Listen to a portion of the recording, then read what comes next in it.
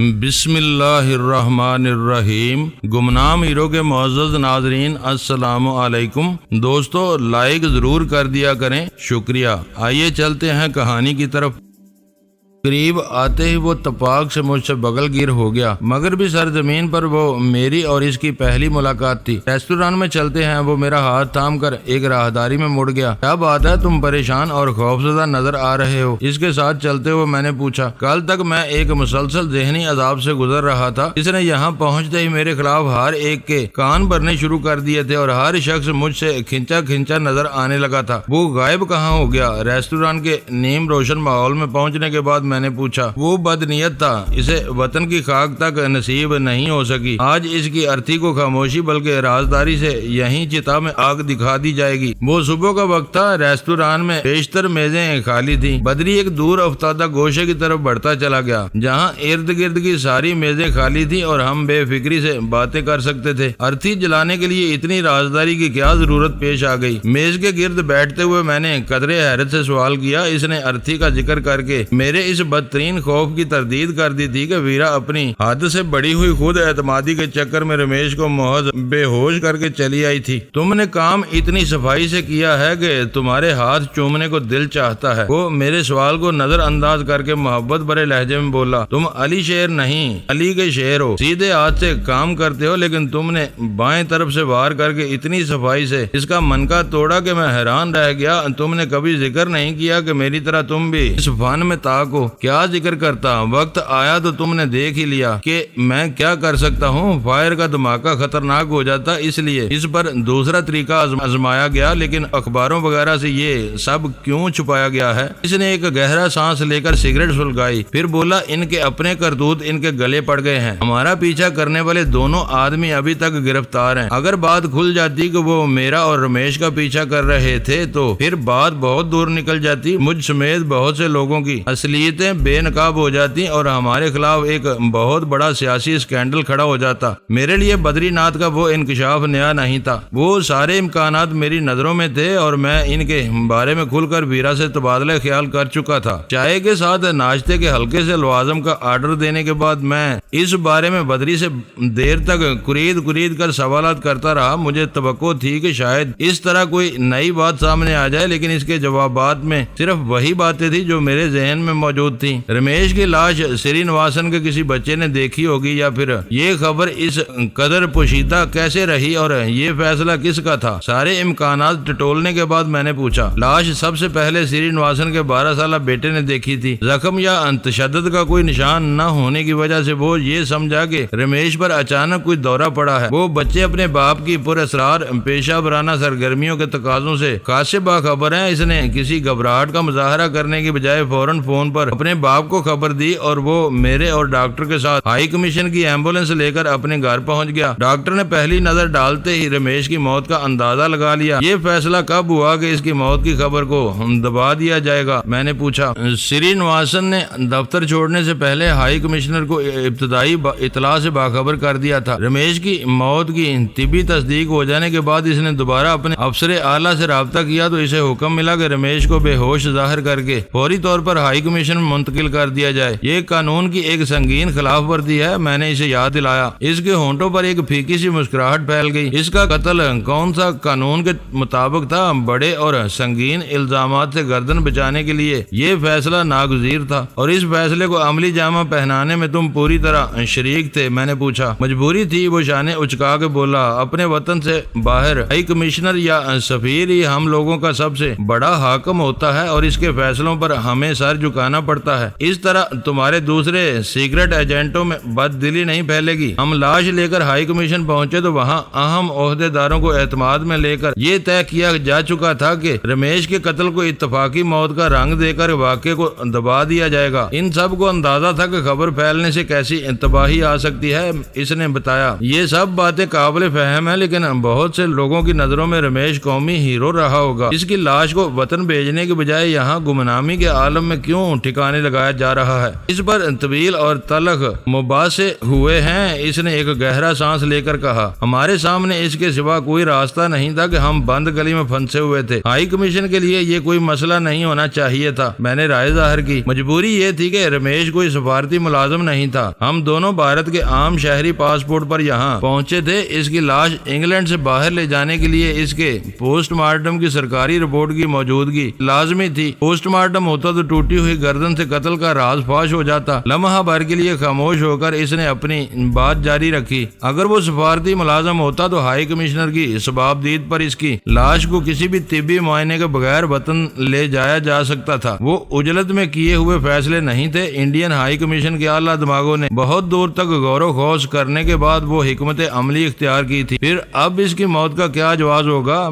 میرے لیے کئی سوال اس وقت بھی تشنا تھے۔ دنیا کے ہر خطے میں روزانہ ہزاروں آدمی اچانک مر جاتے ہیں۔ کسی اچانک دورے میں وہ بھی مر گیا اور اس کی لاش کو یہیں ٹھکانے لگا دیا گیا۔ بعد میں اس کی لاش کی باقیات کے جائزے سے اصلیت کا پتہ چل سکتا ہے۔ جب تک کوئی مخبری نہ کرے ایسا نہیں ہو سکتا۔ پھر سب سے بڑی بات یہ ہے کہ ہم اپنے مردوں کو دفنانے کی بجائے شمشان گھاٹ میں جلاتے ہیں۔ جلتی ہوئی چتا میں جب مردہ اینٹتا ہے تو لکڑیوں سے اسے جگہ پر روکا جاتا ہے۔ وہ لکڑیاں ٹوٹی ہوئی گردن کا ہر نشان مٹا دیں گی۔ ویسے بھی چتا سرد ہونے کے بعد وہاں مردے کی راکھ کے سوا کچھ باقی نہیں رہتا۔ وہ راکھ مرتبان میں بھر کر اس کے گھر والوں کو بھیج دی جائے گی۔ وہ سرد مہری اور صفاقی کی انتہا تھی۔ لندن میں موجود چیدہ سفارتی ملازمین کے سوا کسی کو بنک بھی نہیں مل سکتی تھی کہ رمیش کے ساتھ کیا ہوا تھا۔ ایک طویل رفاقت کے بعد اس کے بچھڑنے پر تمہیں تھوڑا بہت تو قلق ضرور ہوا ہوگا۔ وہ تو ہوتا ہی ہے، ایک پنڈلی میں سرطان ہو جائے تو آدمی اسے پال کر اپنی جان کا خطرہ مول نہیں لیتا، ٹانگ کٹوا دیتا ہے۔ یہ بھی میری ایسی ہی مجبوری تھی۔ یہ سیکرٹ ایجنٹوں کی زندگی کا وہ تاریک اور دردناک پہلو ہے جو انجام سے پہلے کبھی سامنے نہیں آتا۔ وہ غمگین اور بوجھل آواز میں بولا، اس کی ارتھی کے ساتھ شمشان گھاٹ کی طرف جاتے ہوئے شاید تمہارا یہ دکھ کچھ اور بڑھ جائے، لیکن وہ اسی انجام کا حقدار تھا۔ جو شخص اپنے دوست کا نہ بن سکے وہ انسانیت کی سطح سے گر چکا ہوتا ہے۔ یہ تمہارا رضا کرانہ فیصلہ نہیں تھا، اس نے تمہیں مجبور کر دیا تھا۔ مجھے بچوں کی طرح بہلانے کی ضرورت نہیں، اس نے ہلکی سی تلخی سے کہا۔ میں ہر قدم سوچ سمجھ کر اٹھاتا ہوں اور کچھ کر گزرتا ہوں تو پھر پلٹ کر نہیں دیکھتا۔ اس کی ارتھی کو کوئی پروٹوکول نہیں دیا جائے گا، بس چند آدمی ساتھ جائیں گے اور میرے لیے یہ باب ہمیشہ کے لیے بند ہو جائے گا۔ پھر تم کس کے لیے پریشان ہو اور مجھ سے کس بارے میں مشورہ کرنا چاہ رہے تھے؟ اس نے چونک کر میری طرف دیکھا، پھر سر جھکا لیا۔ اسی وقت ہلٹن کی خوبرو ویٹرس ہم دونوں کے لیے ناشتے سمیت موجود ہوئی اور میز سے جانے میں مصروف ہو گئی۔ تم باہر کے آدمی ہو، تمہاری سوچ کے اپنے رخ ہیں۔ ویٹرس کے چلے جانے کے بعد بدری نے میرے سوال کے جواب میں بولنا شروع کیا۔ تمہارے لیے یہ قصہ نمٹ گیا مگر میری پریشانیاں بڑھ گئی ہیں۔ پورے ہائی کمیشن میں یہ سوال گردش کر رہا ہے کہ قاتل کون ہے۔ یہ بات تقریباً ثابت ہو چکی ہے کہ گیتا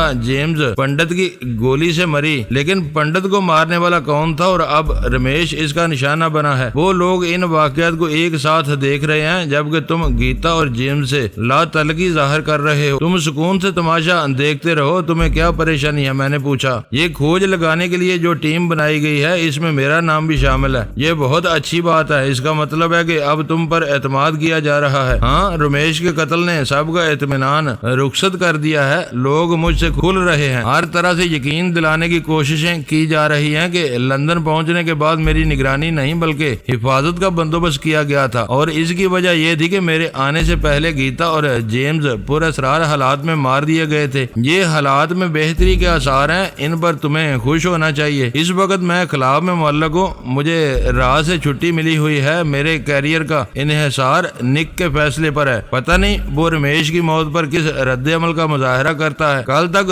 تمہیں نک موڑلے کی خوشنودی کی ذرا بھی پرواہ نہیں تھی اور تم امریکہ کے بجائے بھارت جانے کے لیے آمادہ نظر آ رہے تھے۔ میں نے متحیر ہو کر پوچھا۔ وہ اس وقت کی بات تھی جب رمیش زندہ تھا اور میرے لیے سہانے روح بنا ہوا تھا۔ اس کا کانٹا نکلنے کے بعد میری ترجیحات بدل چکی ہیں۔ میرا خیال ہے کہ کئی ہفتوں سے دن رات رمیش کے ساتھ رہ کر میں ذہنی طور پر بیمار ہونے لگا تھا۔ اب میں مثبت انداز میں سوچ سکتا ہوں۔ تیر کمان سے نکل چکا ہے، اب تمہیں صرف انتظار کرنا ہوگا۔ پتہ نہیں تمہاری بدلی ہوئی ترجیحات میں میری اور نک کی کیا پوزیشن ہے؟ میں نے متردد ہو کر کہا۔ وہ دھیرے سے ہنس پڑا۔ تم نے دیکھ ہی لیا کہ میں کتنا منتقم مزاج ہوں۔ میں اپنے بدخواہ کو دنیا دنیا کے آخری سرے پر بھی نہیں چھوڑ سکتا۔ رمیش نے میرا راستہ کاٹنے کی کوشش کی اور آج جل کر راکھ ہو جائے گا۔ اسی طرح نک نے بھی میرے سینے میں ناسور ڈالے ہوئے ہیں۔ جب بھی میرا داؤ چل گیا اس کا انجام رمیش سے بدتر ہی ہوگا۔ وہ وقتی طور پر مجھے اپنی انگلیوں پر نچا رہا ہے۔ تم چاہو تو اس کے خلاف ابھی سے اپنا کھیل شروع کر سکتے ہو۔ مجھے اکسا رہے ہو یا تمہارے ذہن میں کوئی بات آ چکی ہے؟ اس نے غور سے میری طرف دیکھتے ہوئے پوچھا۔ تم نے کبھی ڈیوڈ اسٹارز کا نام سنا ہے؟ میں نے اس کی طرف جھک کر پوچھا۔ ہم لوگ اسے یہودی مافیا کہتے ہیں۔ پچھلے چند برسوں میں انہوں نے اچانک بے پناہ طاقت حاصل کی ہے، مگر ان کے عزائم ابھی تک زیادہ واضح نہیں ہو سکے۔ تمہیں اچانک ان کا خیال کیوں آ گیا؟ اڑتی اڑتی خبریں ملی ہیں کہ نک موڈلے کو یہودی اسٹارز کے سربراہ کے اشارے پر ہی پاکستان میں مامور کیا گیا ہے اور دونوں میں اب بھی قریبی رابطہ ہے۔ یہ خبر تمہیں کہاں سے ملی؟ اس نے چائے کا گھونٹ لے کر گمبھیر آواز میں پوچھا۔ میرے اپنے بھی کچھ ذرائع ہیں، کراچی میں یہ بات میرے علم میں آ چکی تھی۔ سچ سچ بتاؤ کہ تم کون ہو؟ اس نے جوشیلی آواز میں کہا۔ مقامی سطح پر چھوٹے موٹے جرائم کرنے والا کوئی شخص دنیا بھر کے معاملات کے بارے میں اتنا باخبر نہیں ہو سکتا۔ یہ تمہارا نہیں، تمہاری بدلتی ہوئی ترجیحات کا اثر ہے کہ آج تمہیں مجھ پر بھی شبہ ہو رہا ہے۔ میں نے منہ بنا کر خشک لہجے میں جواب دیا۔ ارد گرد رونما ہونے والے واقعات سے باخبر رہنا گناہ تو نہیں ہے۔ ہر خبر کا ایک اپنا حلقہ ہوتا ہے۔ عام آدمی کے لیے جو باتیں اہم راز ہوتی ہیں، طاقتور حلقوں میں لوگ کھل کر ان پر باتیں کرتے ہوئے نظر آتے ہیں۔ بعض اوقات تم اچانک ہی اتنی بڑی بڑی باتیں کر جاتے ہو جو مجھے چونکا دیتی ہیں۔ یہی معاملہ ڈیوڈ اسٹارز کا ہے۔ جب تم چونکتے ہو تو تمہیں میرا چہرہ بدلا ہوا نظر آتا ہے۔ میں نے تمسخرانہ انداز میں پوچھا۔ مجھے بے اختیار ڈینی کا خیال آ جاتا ہے۔ اس کے بارے میں ہمیں خاص طور پر بریفنگ دی گئی تھی۔ وہ بہت باخبر اور خطرناک آدمی ہے اور اکثر مقابلوں میں پہل کر کے فتح مند رہتا ہے۔ کاش میں وہی ہوتا، میں نے حسرت سے کہا۔ کبھی کبھی ایسے شبہات کا اظہار کرتے رہو، اس طرح مجھے اپنی بڑائی کا احساس ہونے لگتا ہے۔ تم نک موڈلے کے خلاف کسی کھیل کا ذکر کر رہے تھے، اس نے مجھے یاد دلایا۔ ہو سکے تو ڈیوڈ اسٹارز کے سربراہ سے رابطے کا کوئی سراغ نکالو۔ اب تم مجھے ایک بار پھر شبے میں ڈال رہے ہو۔ اس کا تم کیا بگاڑ سکتے ہو؟ وہی جو تم نک موڈلے کا بگاڑنا چاہ رہے ہو، میں نے ترکی بے ترکی جواب دیا۔ اگر تم کوئی بات چھپانی چاہ رہے ہو تو میں تمہیں اس کے اظہار پر مجبور نہیں کروں گا، اس نے سپاٹ لہجے میں کہا۔ یہ زیادہ پرانی بات نہیں کہ ڈیوڈ اسٹارز کا راس المیڈا پر اسرار حالات میں کراچی کے مضافات میں مارا گیا تھا۔ اسی کے اما پر ہمیں کراچی بلایا گیا تھا۔ آج سے پہلے تم نے کبھی مجھ سے ڈیوڈ اسٹارز کے حوالے سے بات نہیں کی تھی۔ اس کی نوبت ہی نہیں آئی۔ آپس میں فہم و تفہیم کا رشتہ دھیرے دھیرے پروان چڑھتا ہے۔ ہو سکتا ہے کہ میں نے ڈیوڈ اسٹارز کا ذکر نہ کیا ہو، لیکن دوسری ہر بات تمہارے علم میں ہے۔ ہمیں کراچی کے نیلور نامی گھاٹ پر پرنس ساگا نے خوش آمدید کہا تھا اور وہ راس المیڈا کے لیے کام کر رہا تھا۔ ان دونوں کی موت کے بعد ہی ہم حاجی دل مراد کے ڈیرے سے بھٹکتے ہوئے تم تک پہنچے تھے۔ یہ اس نے اپنی صفائی میں بولنا شروع کیا۔ میرے ذہن میں ماضی قریب کے وہ تمام واقعات تازہ تھے، ان کو دہرانا وقت ضائع کرنے کے مترادف تھا، اس لیے میں نے فوراً ہی اس کی بات کاٹ دی۔ غنیمت ہے کہ یہ سارا پس منظر تمہیں یاد ہے۔ میں کراچی کا رہنے والا ہوں۔ اتنے واضح اشارے موجود ہوتے ہوئے بھی میں تمہارے نک اور ڈیوڈ اسٹارز کے بارے میں یہ نہ سمجھتا تو یہ میری نااہلی تھی۔ میرے سامنے تم ہمیشہ خود کو کام سے کام رکھنے والا آدمی ظاہر کر کے ان باتوں سے انجان بنے رہے۔ اس بار اسے مجھ سے شکوہ کرنے کا موقع مل گیا۔ آپس میں افہام و تفہیم کا رشتہ دھیرے دھیرے پروان چڑھتا ہے۔ میں نے اس کی کہی ہوئی بات اسی کو لوٹا دی اور وہ بے ساختہ ہنسنے لگا۔ میرا خیال ہے کہ ہمارے درمیان اب ساری ہی باتیں کھل چکی ہیں۔ ہنسی تھمنے کے بعد وہ بولا، ہاں یہ بات یاد رکھنا کہ راس المیڈا کراچی میں بلا سبب نہیں مارا گیا تھا۔ وہ کراچی بلکہ پاکستان میں گہری دلچسپی لے رہا تھا۔ زیر زمین دنیا کے بہتیرے لوگوں نے اس سے بہت مال کمایا تھا۔ ہمیں کچھ کرنا ہے تو ڈیوڈ اسٹارز کے بارے میں ہر وقت آنکھیں کھلی رکھنی ہوں گی۔ ایسے منظم گروہ میں ہر وقت اور ہر سطح پر متبادل قیادت دستیاب ہوتی ہے۔ راس المیڈا کی جگہ کوئی نہ کوئی لے چکا ہوگا۔ میں اس کے بارے میں معلوم کرتا ہوں۔ حیرت ہے کہ تم پیشہ ور ہو کر بھی اتنے بے خبر ہو، میں نے تعجب سے کہا۔ کراچی میں میں محصور ہو کر رہ گیا تھا۔ نک کے سوا کسی سے میرا کوئی رابطہ نہیں تھا۔ پھر خبریں کہاں سے ملتی؟ اس حصار سے نکل کر ہی میں نے رمیش سے چھٹکارا حاصل کیا ہے۔ رابطے بحال ہوں گے تو تم مجھے بے خبری کا تانا نہیں دے سکو گے۔ میں تمہیں بتائے دیتا ہوں کہ راس المیڈا کے جانشین کا نام اسحاق گینٹی ہے۔ اسحاق گینٹی؟ اس نے حیرت سے دہرایا۔ یہ تو کوئی مجھے دلی یا بمبئی کے کسی بدماش کا نام معلوم ہوتا ہے، شاید تم مذاق کر رہے ہو۔ میں بری طرح سنجیدہ ہوں۔ امریکہ میں اسے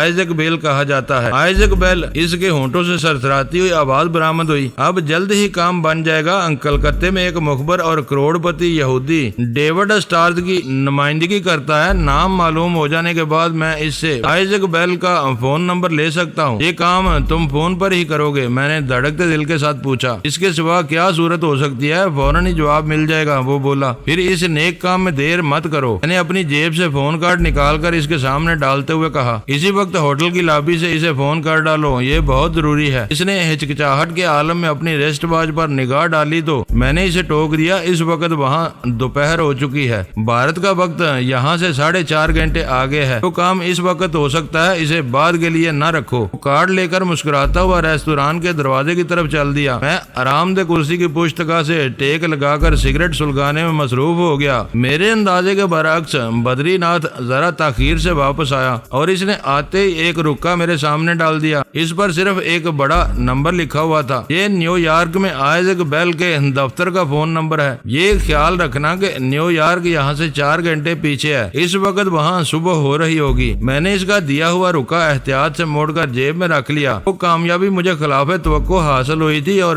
اب میرا ذہن سلطان شاہ کی طرف بھٹکنے لگا تھا۔ تم نے ایک کام کے لیے کہا اور میں نے اسے پورا کر دیا۔ بدری کہہ رہا تھا۔ اب تو مجھے بتا دو کہ آئزیک بیل کے بارے میں تمہارا کیا پروگرام ہے؟ میں ڈینی بن کر اسے امریکہ پہنچنے کی دھمکی دینی چاہتا ہوں۔ میں نے اسے ٹالنے کے لیے بغیر سوچے سمجھے کہہ ڈالا، مگر وہ میری اس بات پر کھل اٹھا۔ یہ کام ضرور کر گزرو۔ اگر مجھے امریکہ جانے کا پروانہ مل گیا تو وہاں ہم جو کچھ کریں گے اسے ڈینی کی آڑ میں مل جائے گی۔ لوگوں کے ذہنوں پر کسی بڑے بدماش کی دہشت ہو تو چھوٹے موٹے لفنگوں کی کارروائیاں بھی اس کے کھاتے میں ڈال دی جاتی ہیں اور سب بچے رہتے ہیں۔ تم مبالغے سے کام لے رہے ہو۔ میرا خیال ہے کہ ڈینی ابھی اتنا بڑا عالمی دہشت گرد نہیں بنا ہے کہ اس کے نام سے لوگ تھرانے لگیں۔ برے صغیر کے باسیوں میں یہ ایک عام خرابی ہے کہ وہ اپنے ہم عصروں کی ذرا بھی قدر نہیں کرتے۔ اس نے افسردگی سے کہا۔ تم ڈینی کے بارے میں جاننا چاہتے ہو تو فیڈل کاسترو اور ڈان کارلوس کے ساتھیوں سے پوچھو۔ ابو ندال، کرنل جیسی جونز اور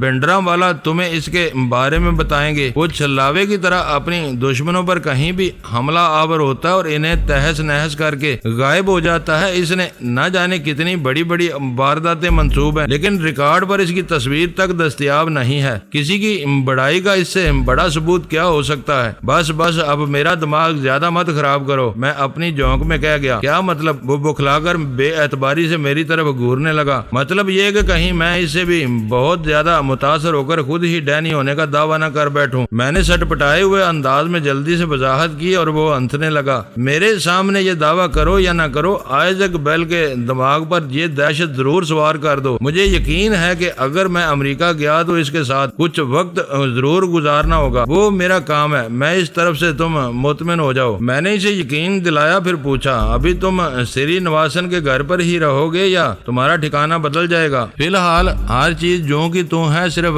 رمیش گھٹ گیا ہے۔ اب کم از کم مجھے اپنا فون نمبر ضرور دے دو۔ کسی وقت اچانک کوئی نادر شاہی حکم نازل ہو جائے تو تم سے رابطہ تو ہو سکے گا۔ میں نے لمحہ بھر کے لیے سوچا، پھر کہا، نمبر میں دے دوں گا، لیکن اسے تم جلد از جلد رٹ لو گے۔ اسے کہیں درج نہ کرنا، ہو سکتا ہے کہ کچھ نادیدہ آنکھیں تمہاری نگرانی کر رہی ہوں۔ میرا ستارہ گردش میں ضرور آیا ہوا ہے، مگر یہ نہ بھولو کہ میں راہ کا سٹار سیکرٹ ایجنٹ بدری ناتھ ہوں۔ وہ میری طرف جھک کر جذباتی لہجے میں بولا، میری نگرانی ہو رہی ہوتی تو میں اس وقت تم سے ملنے کا خطرہ ہرگز مول نہ لیتا۔ کل کلاں کو کوئی میرے اوپر مسلط کر دیا جائے تو دیگر بات ہے، میں چاہتا تو ایسے لوگوں کو چٹکیوں میں اڑا سکتا ہوں۔ یہاں آنے کے بعد تم نے مجھے سری نواسن کے گھر کیوں نہیں بلا لیا؟ اس میں تمہاری بہتری پنہاں ہے۔ میں نہیں چاہتا کہ فی الحال لندن میں کوئی تم کو میرے حوالے سے پہچانے۔ ایک احتیاط ممکن ہو تو اس پر عمل کرنا ہی بہتر رہتا ہے۔ یہی بات تھی تو یہ ملاقات کہیں بھی ہو سکتی تھی۔ تم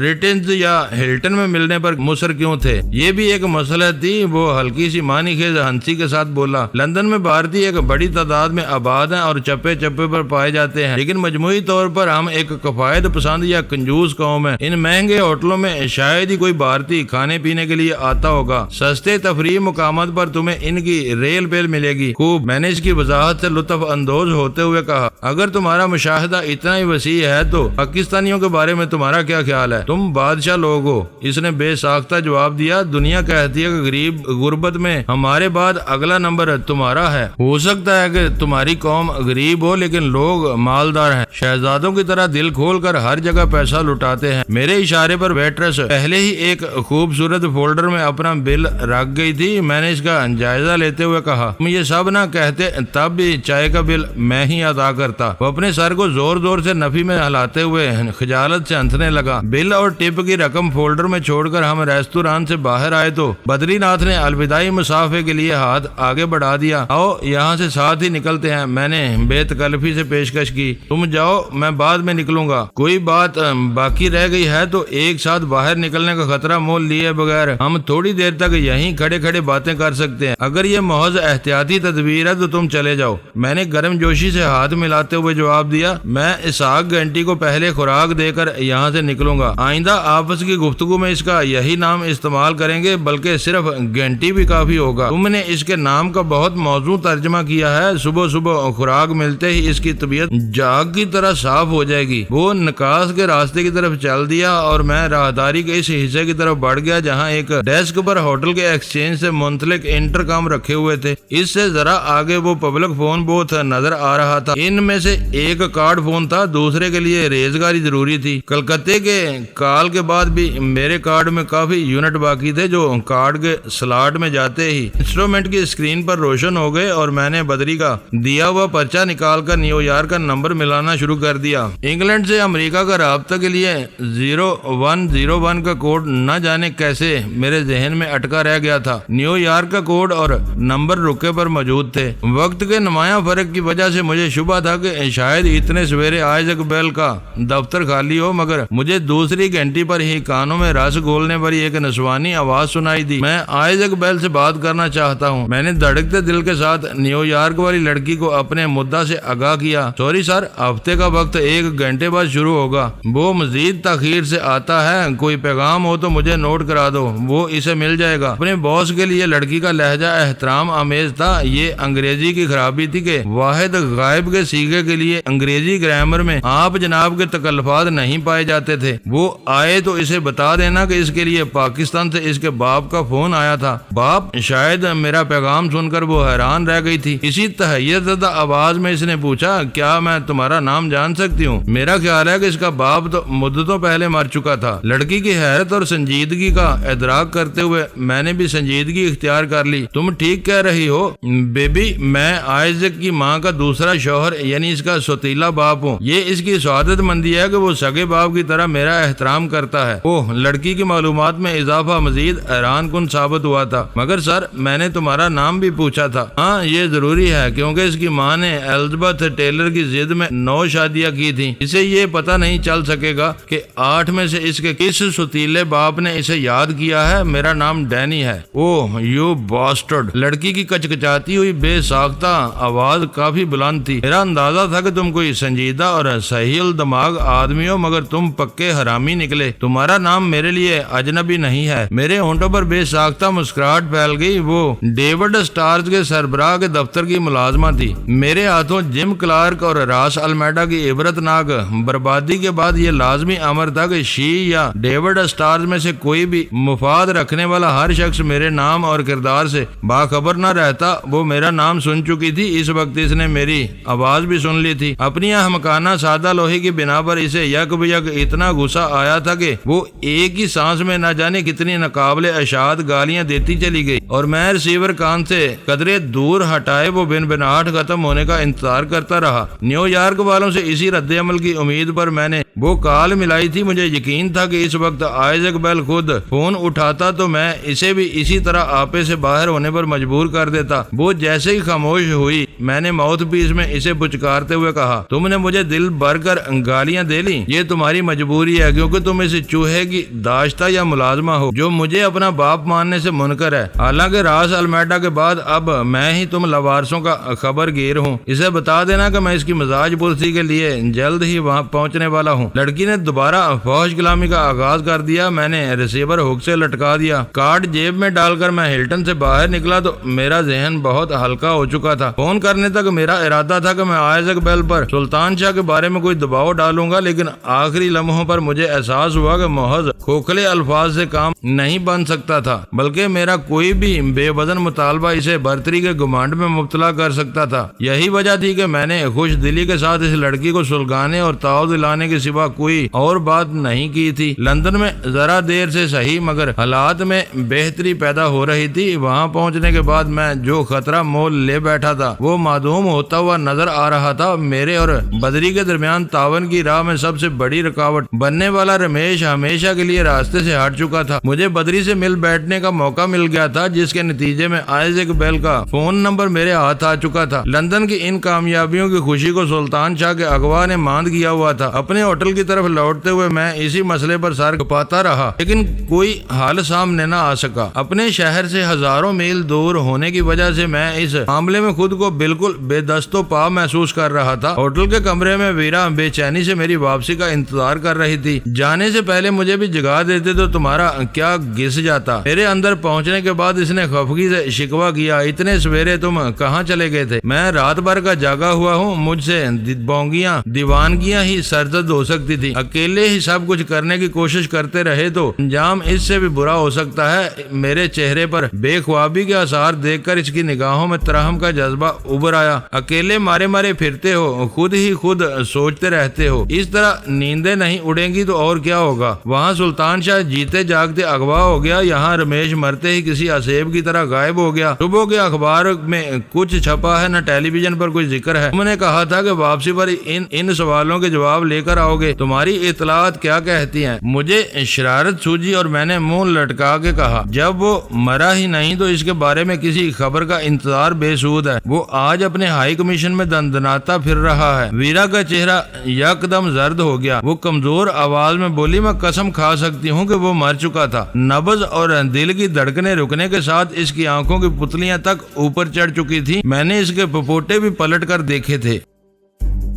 دوستو ویڈیو کو لائک ضرور کر دیا کریں۔ ISI پاک آرمی زندہ باد، پاکستان پائندہ باد۔ معزز ناظرین اپنا خیال رکھیے گا اور اپنے اس چینل کا بھی شکریہ۔